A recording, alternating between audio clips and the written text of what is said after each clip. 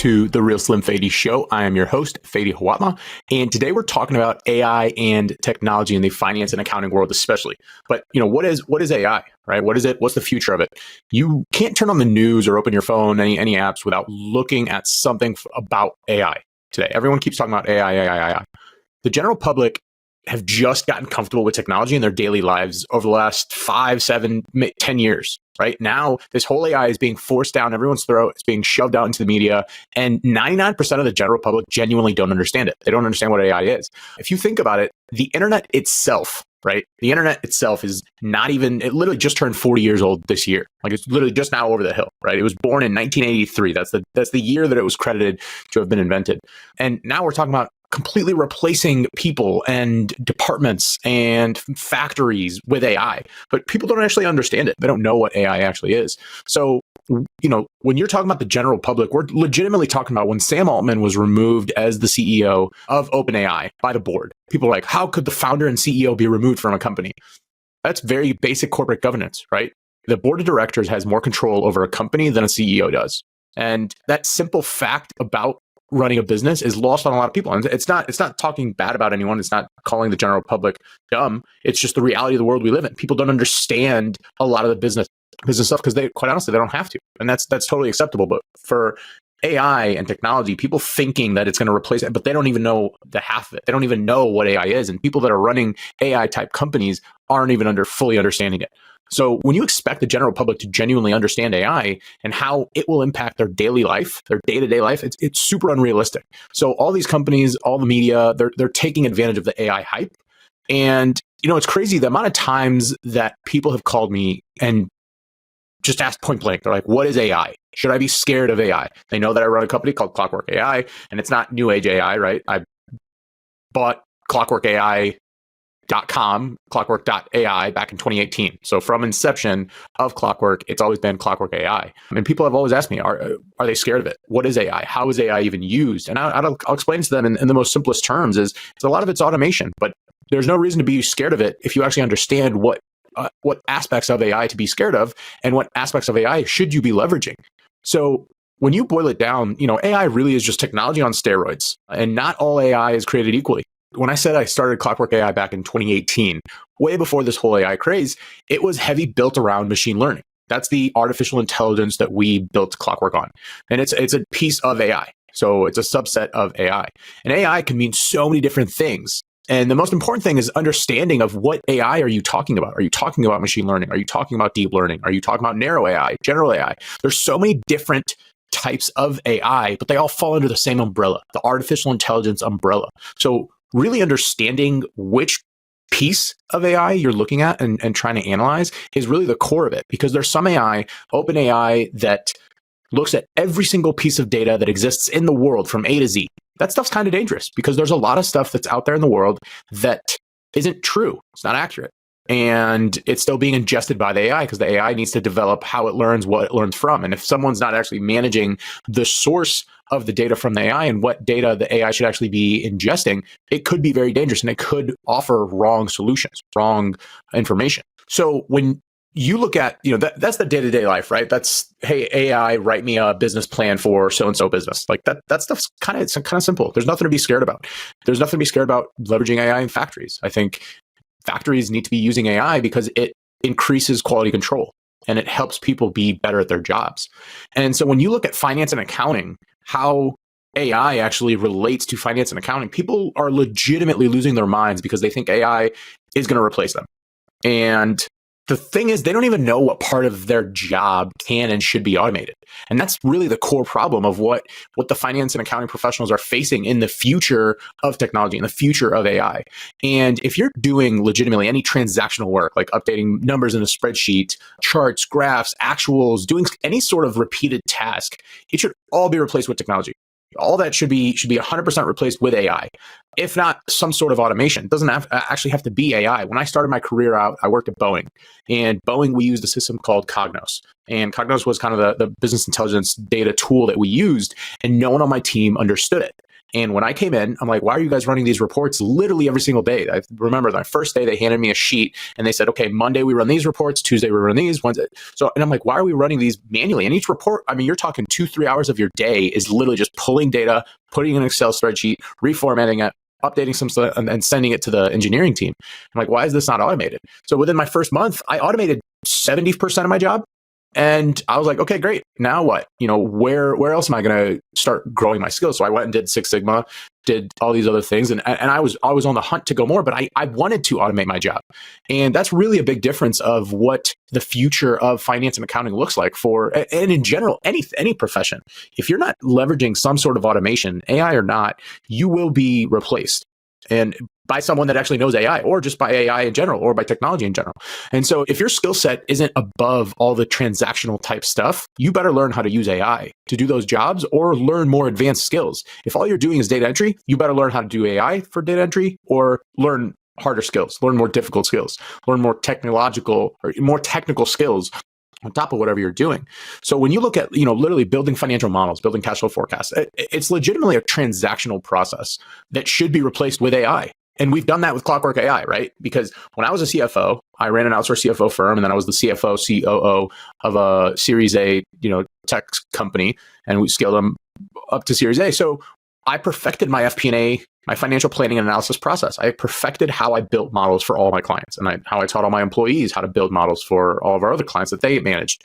And I used the exact same process across the board, and I just automated it. And that was the birth of Clockwork AI. It literally came from an Excel spreadsheet that I had built over and over again in that process. And I dumbed it down to the ones and the zeros. And I said, okay, what can be automated? And that's where Clockwork AI came from.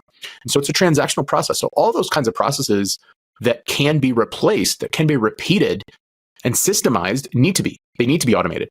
And so when you look at those financial models, then you start talking about adding different scenarios, building go-to-market strategies, different funding options, equity, debt, all that kind of stuff, hiring plans based on strategic inputs.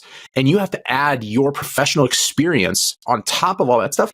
That's where you can't automate. That's where I don't care how good we've built Clockwork AI. If you don't have an accountant looking at the numbers or a finance professional looking at the numbers to tell you, okay, this is what it means. This is where we're heading. This is how we need to do stuff. You're missing the mark, because there's a lot of stuff that we've automated, right? Clockwork has, smart alerts that we're building in, where Clockwork will tell you how you're doing against benchmarking information and benchmarking data. But AI simply can't start telling the future of your specific company. So if you don't do that, you are going to be replaced very, very quickly by AI and by technology in your profession, especially if you're in the finance and accounting world. And I'm talking about very quickly, like within 5 years. And if you aren't changing your skill set to do more of that now, you are legitimately slowly getting replaced. And this is a kind of a call to action. Don't be scared of AI. Leverage it. Be empowered by AI. Become better at your job by using technology and all the stuff that came out. So when you look at the accounting world, firms that are leveraging technology are growing. And there's no secret about that. Everyone's talking about being an innovative firm. They want to start using more technology for their clients, be more efficient, don't have to hire as many people. Everyone's talking about that. Firms that aren't using technology in general are slowly but surely dying. And there's no secret about that. When you look at a firm, they can't recruit talent because no talent wants to actually go into a firm that they're doing stuff that they did 20 years ago. There are a lot less people actually majoring in accounting now. And when you major in finance, the last thing you want to go do is work in accounting. So those firms they're literally having challenges from both sides. And if you're not leveraging technology, it's a huge miss for you. And when you talk to a firm, they recognize this themselves. A study showed that 82% of firms said that they aren't ready for the future of automation. They aren't ready for what technology means for their industry as a whole. That's insane. 82% of firms aren't ready for the future. That's a ridiculous statistic. And it literally puts accounting firms into two buckets. It's one of two buckets. In one bucket, you have firms that are running out the clock. They're like, hey, I can hang on to my lifestyle kind of business for 5 to 7 years, continue to do tax work, continue to do month-end bookkeeping, continue to do month-end reporting, very simple stuff. I'll charge my clients a few $100s a month. I'll have a huge book of business that'll slowly dwindle, but it's only a few $100 from each client, and I'm fine with it. And they'll hang on to just enough clients to make it by, and they'll literally run out the clock until they can retire, or they can sell their book of business, sell their clients, whoever are remaining, and be able to just kind of live out the rest of their days a little low-key. That's one bucket. The other bucket are firms that are serious about innovating, and they're blowing up right now. They are growing at numbers that are literally unheard of for an accounting firm. And there's a reason why now there's this whole shift in investment for accounting firms. There are literally private equity firms that are stood up with a sole purpose of investing in accounting firms and rolling them up into larger firms and using technology to do so. And so they're taking the data, they're taking the clients, and they're leveraging technology, cutting transactional staff. And it makes all the sense in the world because a lot of these skill sets are outdated. Month-end reporting, outdated. Reporting, outdated. Updating financials, outdated. So if those are the things that people are still doing, you're replaced like now. There's no ifs, ands, ors about it. And the industry will legitimately have it completely replaced within 5 years. And when you look at private equity firms and all the money that's going into accounting firms, and we work with a ton of accounting firms, right? That's our main bread and butter. So I know this. I've worked with these firms who continue to buy new firms and roll them up into their own firm. And this thesis did not exist 10 years ago. It definitely didn't exist 15, 20 years ago. This is a completely new and changing environment where people are identifying old school industries like accounting, and there's a ton of others industries like this. And they are leveraging technology to make them a lot more efficient because accounting is not going anywhere as a profession. Everyone still needs to file their taxes. Everyone still needs to look at their numbers. Everyone still needs to analyze their stuff. That's not going anywhere.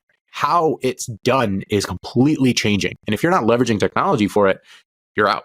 And same on the finance side. If you're not leveraging your brain power and getting out of building spreadsheets and building models and leveraging your brain model to do strategic planning, strategic financial planning, you're out because that stuff is all being replaced and it should be replaced. It's not a matter of if, it's a matter of when. Technology is going to replace that. So, when I look back, when I was the CFO, I had to piece together like 10 different software solutions to get any sort of automation. And I was looking at all these different tools. I'm like, why can't this be all together? And they weren't built that way, right? We're talking about antiquated technology. And antiquated technology is literally anything older than 3, 4, 5 years. With the rate of technology, if people aren't advancing their product, like this year, we've released basically a completely new version of Clockwork because we listen to our customers. When I look at our competitors in the space, their products aren't changing. And they built it very static. And that's a huge issue with a lot of these tech companies. And so now you look at it seemingly overnight, AI has accelerated the entire automation dramatically to make finance and accounting professionals literally have to use it or get phased out. And there's no gray area. So don't get fooled with all the new AI software. All these companies are coming out, oh, AI, we use AI, we use AI, we use AI. Clockwork's been AI since I started in 2018, and we've been perfecting AI since 2018, our AI, how we're using it. Now you have all these flavor of the month AI companies that are coming up, AI. The first thing you need to know is what kind of AI are they leveraging? I would never trust any finance or accounting data or any sort of insights based on open AI, based on data that's existing out there for everyone to digest and for everyone to put into. I wouldn't trust that. It has to be very, very key. And having a full understanding of what type of AI are you looking, what type of AI are you encountering, that's the first part. And then everything will make sense after. So don't look at the new AI that keeps popping up and trying to be bandwagon. So finance and accounting professionals, legitimately, you just need to be smart about what AI you're using and what AI you're going to train yourself up on and know which AI is real and which AI is bullshit. And there's a lot of bullshit AI that's out there that people are just trying to take advantage of the fad. So don't get sucked into that. Be super smart, leverage technology, leverage AI. People are just now starting to understand what AI even is. But if you're not on that train, you will get left behind. So thanks again for tuning in to the Real Slim Fady Show. I'm your host, Fady Hawatma. Check out Clockwork AI and let me know what you think. And we'll catch you next time.